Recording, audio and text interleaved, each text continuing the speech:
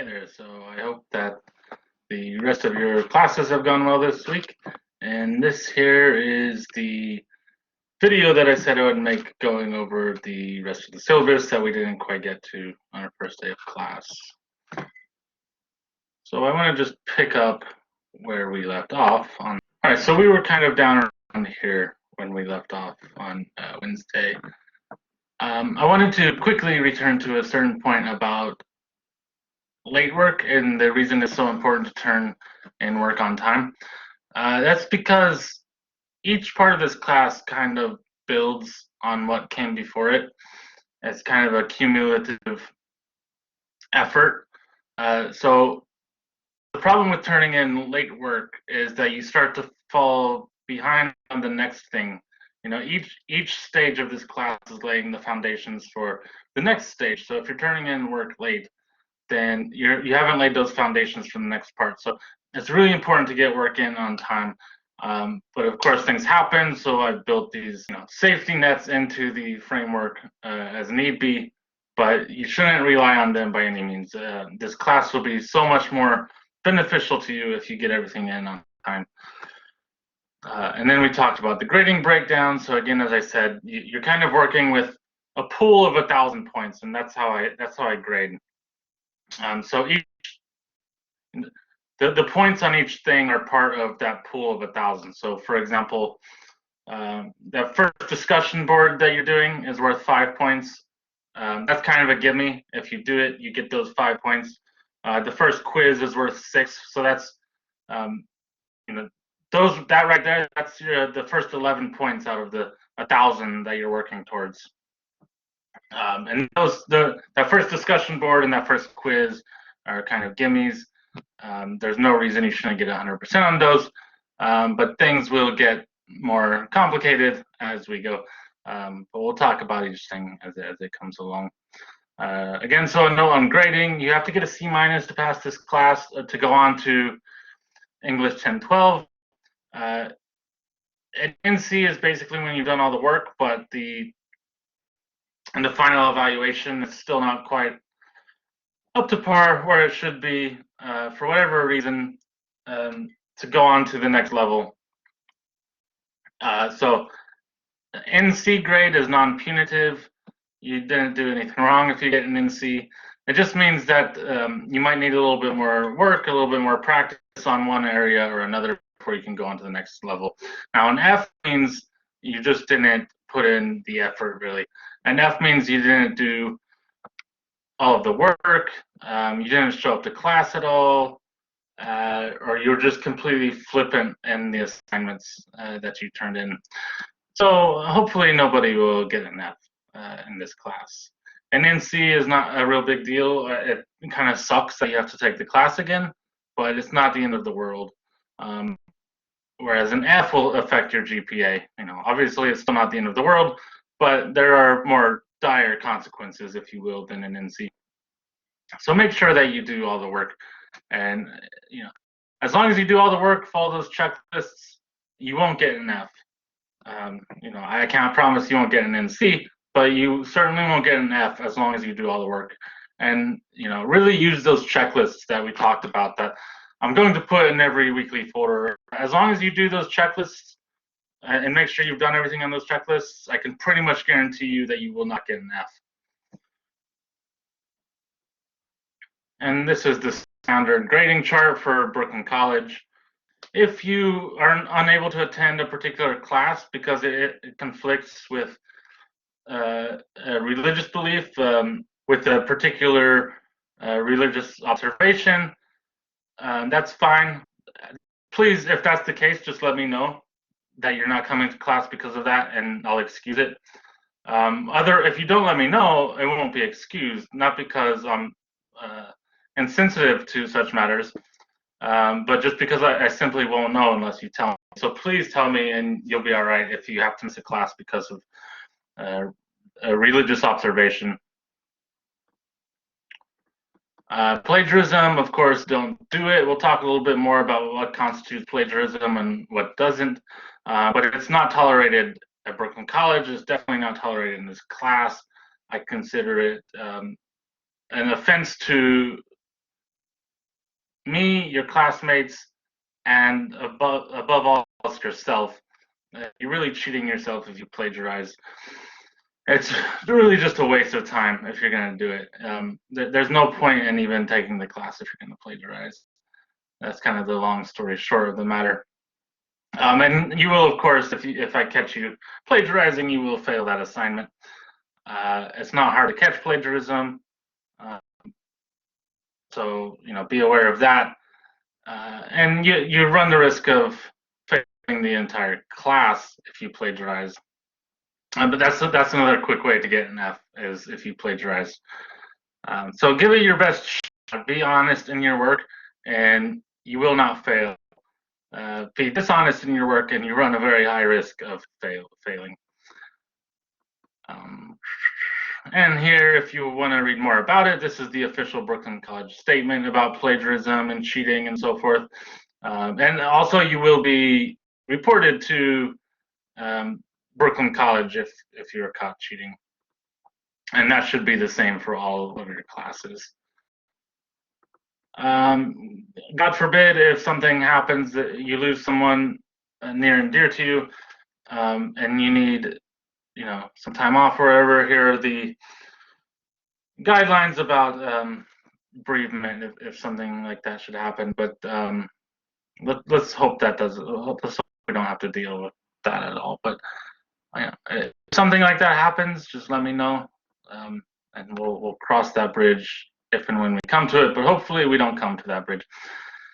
Office hours again. So I'm happy to make an appointment with you, but my regular office hours will be Wednesdays directly after class at 3:30. So hang out, talk a bit, chat, whatever. We can talk about anything. We can talk about your work.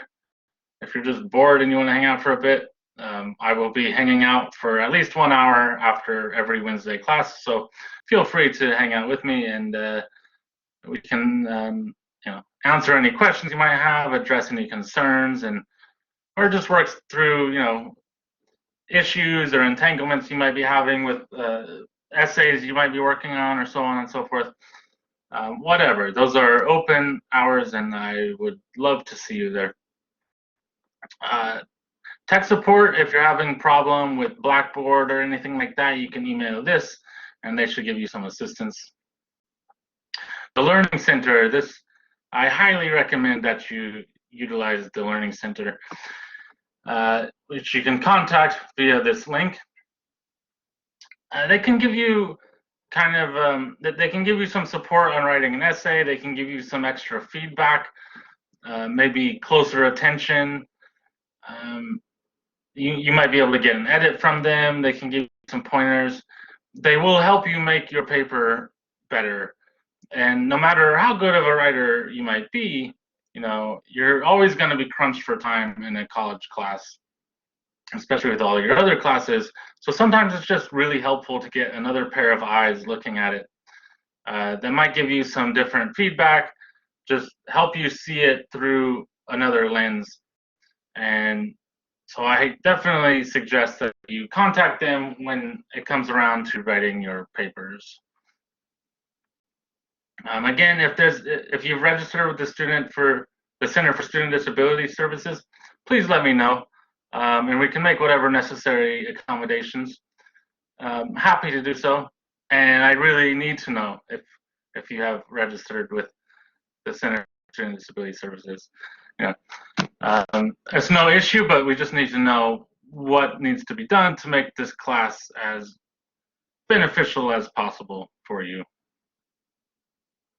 If you have questions about immigration status or DACA for yourself, you can reach out to this link. They can help you with whatever issues you might be having in that regard. I was going to make a community discussion board, but Fiona, your peer mentor, is putting together a kind of community chat, I think. So I think I will just leave that to her, actually, since she's already kind of doing that. But I highly encourage you to take part in that and just try to build a sense of community, kind of extracurricular space of just socializing and trying to somehow replicate that feeling of, being in the hallway after class if we were in normal circumstances. Because it's really important in these times, these virtual times, to try to keep it as humanized as possible, try to stay as connected as possible in as many ways as possible, because college isn't just about the, what it is, not just about the coursework. It's about meeting new people and, kind of expanding your realm of familiarity. So please do that in whatever way you can. All right, and then we come down to the schedule. So as I said before, it's going to be alternating synchronous and asynchronous. Synchronous means we'll be meeting at the appointed class time, which will be Wednesdays. Our Wednesday classes will be synchronous, and our Monday classes will be asynchronous, meaning that you will do the work on your own time. So your first asynchronous session is kind of now in progress. These are the things that are due for that, and they will be due on Monday by midnight. And these are just kind of the easy getting to know you sort of things. You have your introductory discussion board, the first quiz, just to make sure that you know about the syllabus. There's actually not really much on there about Blackboard on that quiz. So these are kind of your only sort of gimme assignments, where you just have to do it, put forth, a sincere effort into it, and you'll be all right. And I also hope it's fun. I tried to make this introduction forum kind of fun, put some interesting questions on there, and I'm truly interested to read what you come up with. And I will be responding to every single post on the discussion board, every original post on the discussion board anyway. Now, I won't, when it comes to the reading response discussion boards, you will be getting a grade on those. You'll be getting a score. But I won't necessarily respond to everyone. I will respond to many of them, but not necessarily everyone. And when we get to that point, I'll talk about it a little more. Whether I respond or do not respond should not be taken as a sign of the quality of the post, one way or the other. There are many reasons why I may or may not respond to your post. I try to respond to various posts from everyone throughout the semester. But there's a lot of different reasons I might or might not respond. Sometimes something might just have been mentioned on there that I found really intriguing, and it kind of piqued my interest, and I wanted to talk farther about it. Maybe sometimes I might feel the need to correct something along those lines. And then sometimes I might find something really interesting, but it's my 10th post that I'm reading, and dinner is ready or whatever. There's lots of different reasons. So again, I would try to respond variously to posts from everyone throughout the semester, but know that I am always reading them thoroughly and thoroughly and attentively, even if I do not respond. But I will be responding to many of them. All right, and then we get into the common reading, which is 2 essays. The first is Elizabeth Alexander's Trayvon Generation, which you will be reading for Wednesday. And the other is Kathy Hong Park's The Slur I Never Expected to Hear in 2020, which you will be reading asynchronously for Monday, September the 13th. And you'll have a little quiz. Actually, so you're only going to have one quiz. You'll have some other assignment for this. The reason there's only one quiz is because I think I mentioned before, I only found out about a week ago now what the common reading was going to be. It's assigned by the college. So I had already constructed my syllabus. I'm not going to add another quiz, so you won't have a quiz for the Kathy Hong Park essay. You'll just have one quiz for Elizabeth Alexander's The Trayvon Generation, which we will discuss and use for some kind of activity on Wednesday, September the 1st. And I'll give you an asynchronous assignment to do with The Slur I Never Thought I'd Get in 2020.